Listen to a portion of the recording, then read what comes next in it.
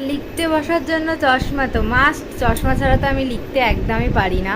আর এই যে লেখার সরঞ্জাম, আর এই যে বক্স, গান শুনতে শুনতে লিখবো, আর এই যে জোয়ান, মাঝে মধ্যে একটু চার্জ আপের জন্য আমার এই জোয়ানটা লাগে, সাথে জলও রেখেছি। আর এই যে আমি লেখা স্টার্ট করে দিয়েছি।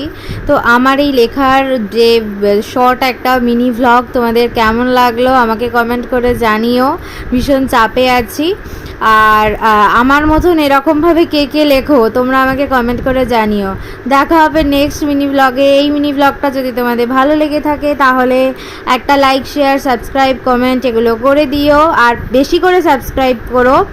আর ভালো থেকো, সুস্থ থেকো। কোথাও বৃষ্টি হচ্ছে কি না জানিও তো। আমাদের এখানে তো শুধু ঠান্ডা হাওয়াই দিল, আর সেরকম বৃষ্টি কোনো কিছুই হলো না।